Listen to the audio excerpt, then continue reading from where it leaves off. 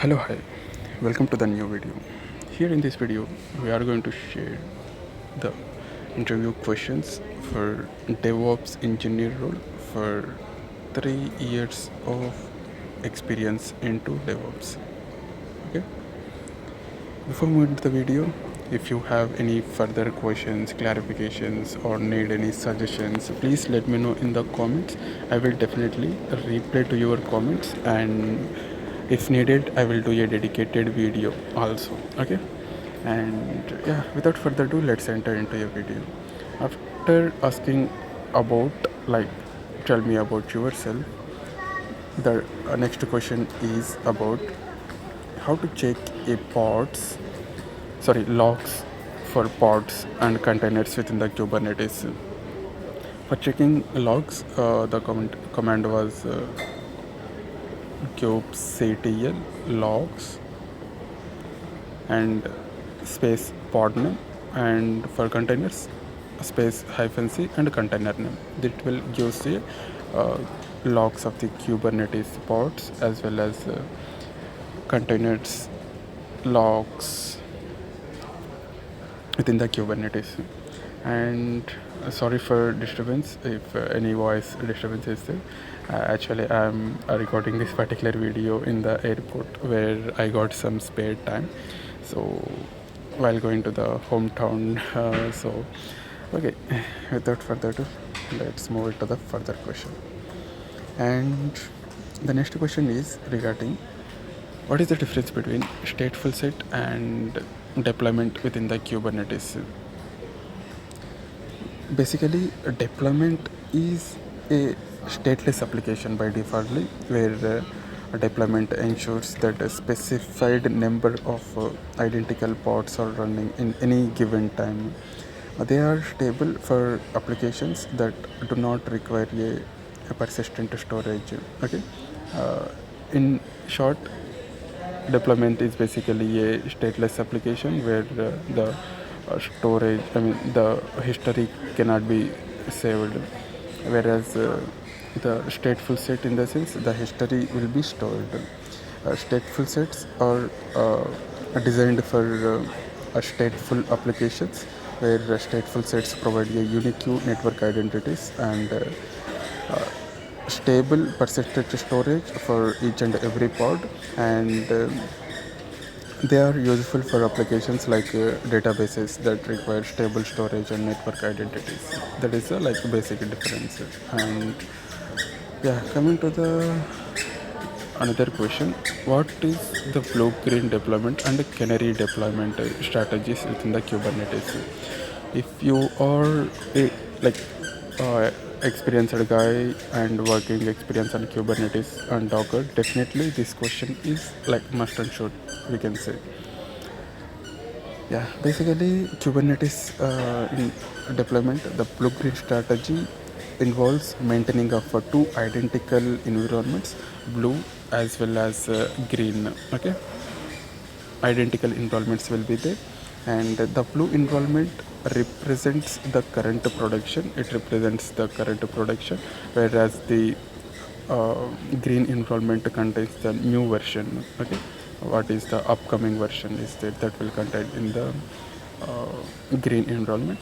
And the traffic whatever coming, let's say requests, traffic is switched from blue to green once the new version is verified. That means green version is verified, that will comes to the new blue to green, and it will make sure minimizes the downtime and reducing the risk. Okay, the following this kind of strategies is like suggestible. And basically the canary deployment approach is kind of the new version of application is rolled out to a small subset of users before it's being deployed to the entire user database, and it allows for monitoring of new versions performance, and it will check the impact of the new version also, and uh, it will also enables a quick rollback if any issues arises in the production level. Yeah, moving further, what are the key elements in continuous testing tools? Yeah, this is something where continuous testing tools are essential for like ideal DevOps pipeline. It will make sure the code quality and reliability elements includes the automation of text execution, and it will integrate with a CI/CD pipeline, and it will show us some real-time feedback, and some test analysis will be performed by using this, and we can also get a analyzed report as well.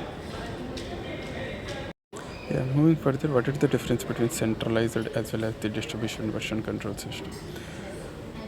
Basically, centralized version control system, it will having a single central repository where all versions of the code is stored in that particular centralized version control system, where developers check out the code from that particular centralized repository, and also they will make the changes into a centralized repository only.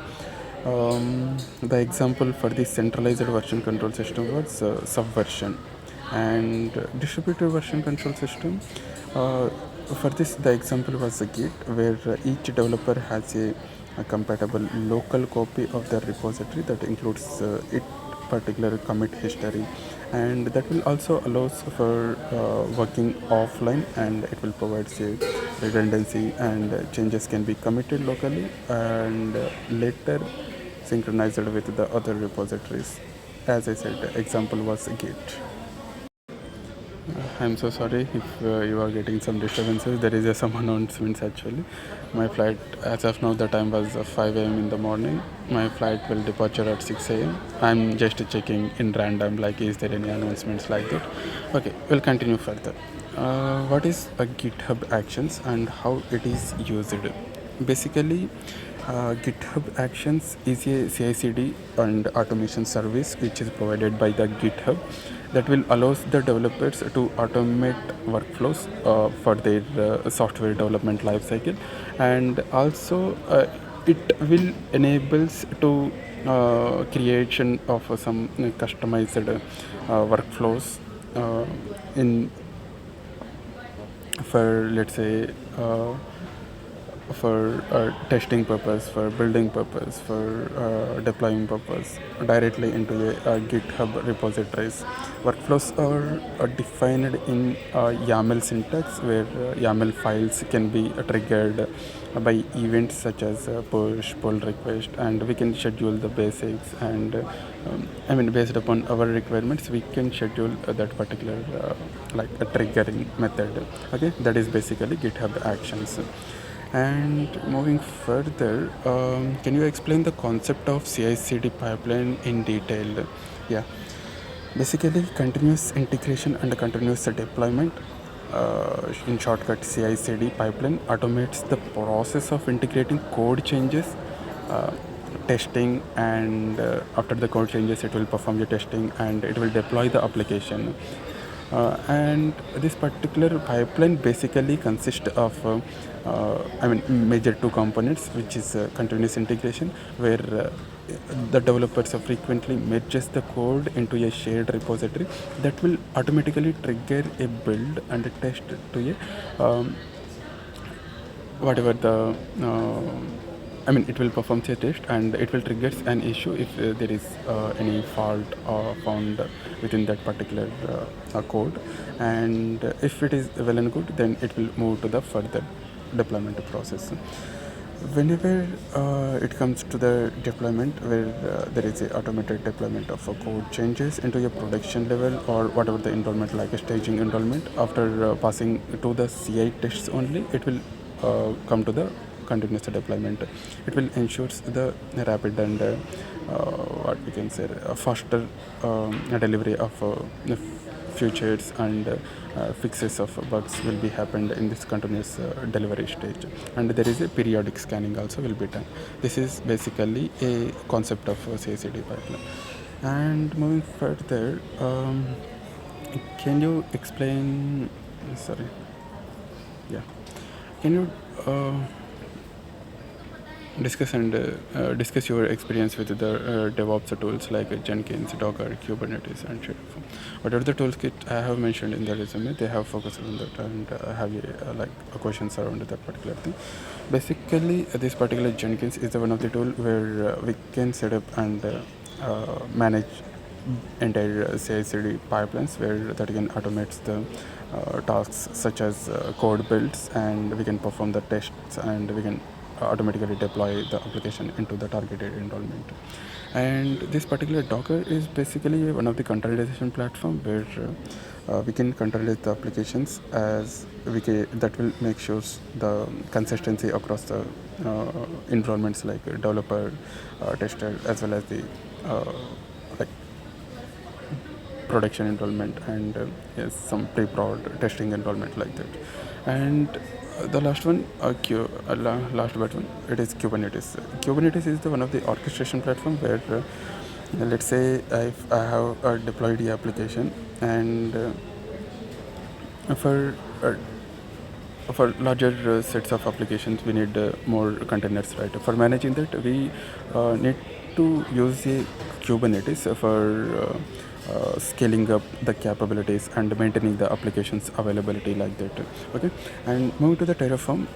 Let's say Terraform is basically one of the IAC tool where infrastructure as a code, where that will automate the provisioning and managing of a cloud infrastructure that will content of whatever the repeatable actions is there, that can be automated by using this particular Terraform.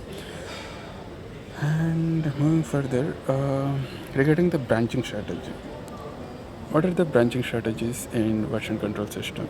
He didn't ask it about my current project branching strategy. Whenever they focus on current branching strategy, you can dedicatedly talk about your particular project. Whenever it asks like this particular general question, in general, what is the branching strategies in version control system like a Git? Okay. Branching strategies basically that will define how the developers merging the code into your branches with a version control systems to streamline the collaboration between the core. And it will integrates the code automatically. And that basically includes a Git flow where it will utilize multiple branches for futures releases, as well as some hot fixes where some prioritization of a fix is required, and some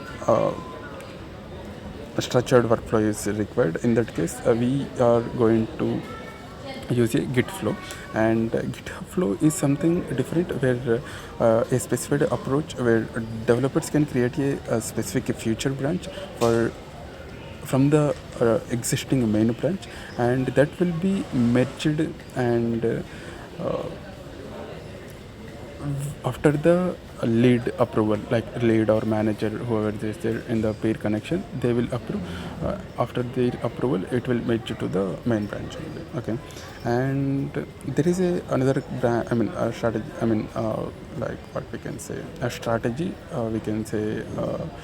Trunk-based strategy where developers work on the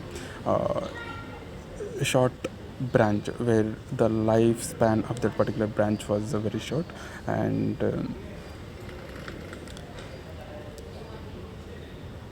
there is some frequent integrations also will be happened in this particular truncated branch. And moving further.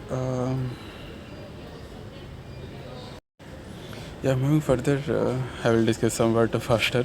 Don't mind. My boarding time was near to me. It was 5:20 now, and in between I took some kind of small breaks, so that's why it was taking longer time. Okay. The question was, how does DevOps improve your software development process? Basically, in DevOps, it will choose with the help of CI/CD, where faster time for market release will be happens, and the quality will be improved, and the collaboration among the teams can be get, and there is a kind of a scalability and flexibility where provisioning of infrastructure will be there, and whatever the demand or client requirement that can be met explicitly. Okay. The next question was, can you explain the concept of IAC as code?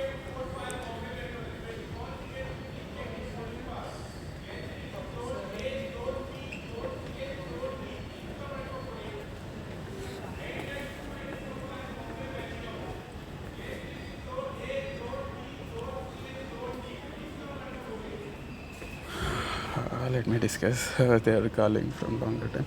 Okay, no problem. Basically, IAC concept in DevOps is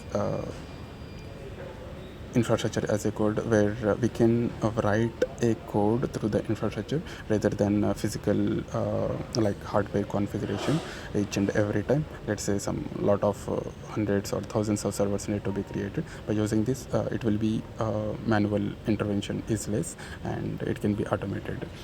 And moving further, discuss the role of orchestration tools within the DevOps. Basically, orchestration tools automates the deployment and scaling, and it will maintain. It will manage a containerized applications where it will ensure the efficient resources utilization, and it will make sure to available like a high availability. And within the DevOps, these tools streamlines the operations by managing complex workflows and some dependencies. Let's say, for example, Kubernetes orchestration containerized application and handling of tasks like load balancing and service discovery and automated rollouts and rollbacks. Okay. And moving further, what does DevOps address how does DevOps address security concerns within the software development? DevOps addresses security concerns through the practice of DevSecOps, where that will integrate a security measures within the DevOps pipeline.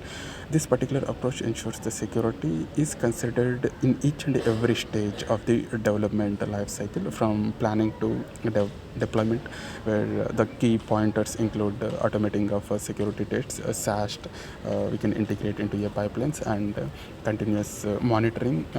We can integrate some security threat monitoring tools and collaboration, where that will ensuring the collaboration between the development, operations, and security teams to address the security issues proactively. Okay. And there is multiple tools like secret detection and ISA scanning and CSPM, cloud security posture management. And yeah, moving further, what is the shift left concept in DevOps? Like, how do you implement a shift left concept? Basically, shift left concept mainly triggers to a security, and where the DevOps refers to a practice of moving tasks such as testing, security, and some performance evaluations earlier in the development process rather than at the end of the entire life cycle. By addressing these particular issues and aspects from the outset, the teams can identify and resolve the issues as soon as possible, as efficiently as possible. Okay. Majorly, what we can achieve was we can early detect these particular defects within the development phase itself, rather than in testing or deployment and in production like that. Okay. And there is a improved quality, where continuous testing is there and continuous feedback will be there, and higher quality of software is delivered at the end. And there is a faster delivery, where proactively addressing of potential rollbacks and addresses the overall development life cycle. Okay. And he asked, this particular role is basically into a Azure DevOps, AWS DevOps, but he asked a question regarding what is a virtual private cloud within the Azure. Okay. Basically, how do you set up a virtual private cloud within Azure? As in my resume also, I mentioned like I have working experience with AWS, and I have knowledge on Azure and GCP also. So he asked this kind of basic question, where in this particular case, for setting up a virtual network within the Azure cloud. First of all, we need to create a VNet, where later we can configure the subnet, and network security groups will be there, and after that we can establish a connectivity, and we can deploy the resources. Okay. And moving further, sorry.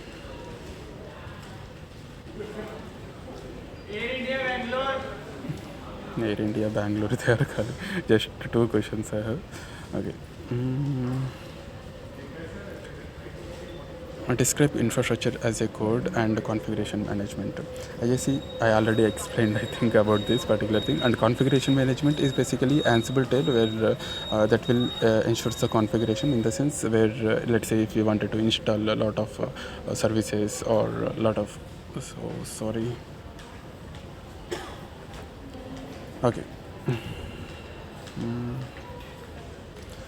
It is basically configuration management where